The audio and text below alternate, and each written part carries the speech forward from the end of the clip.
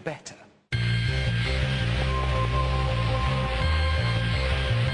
This is Iceland's idea of a Jeep.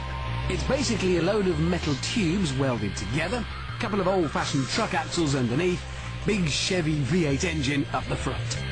You see these headlights? They're not real, they're painted on. Frankly, it's not going to give Range Rover any worries in the luxury department. But then, a Range Rover can't do this. The Icelandics love throwing their nitrous-injected 1,000-horsepower Jeeps at the landscape.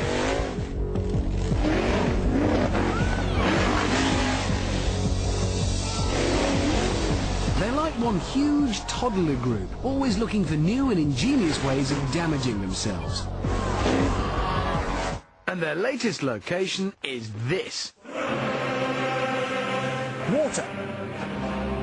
The very wet water of Lake Klevoat. And they're not driving in it, they're driving on it.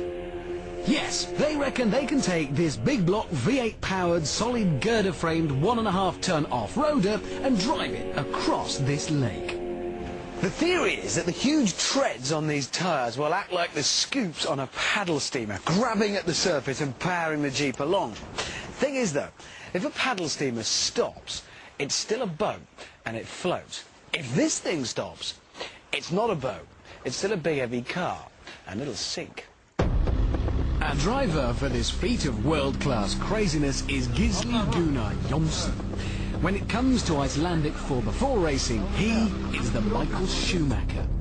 Only without the money, private jet, yacht, mansions or sponsorship deals. But otherwise, peas in a pod. Right, this is the plan. Gisli is going to get up as much speed as he possibly can on the beach before he enters the water about here. And the finishing line is over half a kilometre away, over there, on the other side of the bay.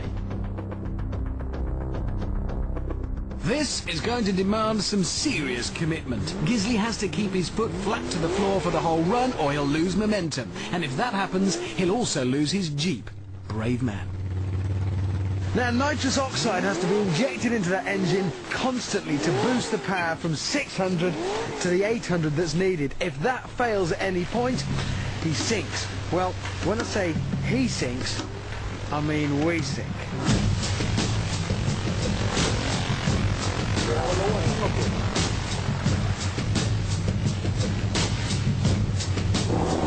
Right.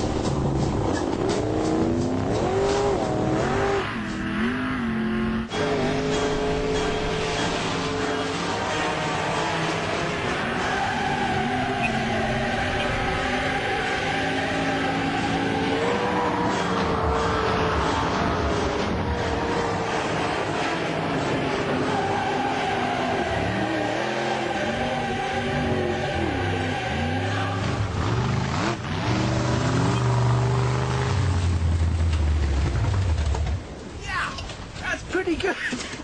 That is unbelievable. You can feel the moment when it hits the water and it just takes a pounding and your helmet comes down and it's different. My only worry is it's not going to be enough. You see, now he's proved his theory, he wants to turn it into a race. Right. A race against this. Now you're looking at this thinking, well, that's a jet ski, easy. Now this is Iceland, remember, they think Bjork is normal here. So no, it's actually a snowmobile, a vehicle designed to go on, well, snow. Once again, our Jeep driver has to maintain maximum commitment once he's on the lake. But the same applies to Jarmi Haldarsson, our snowmobile rider. The merest lift, the tiniest hesitation, the slightest loss of nerve, and even perpetual sunlight won't dry them out in a hurry.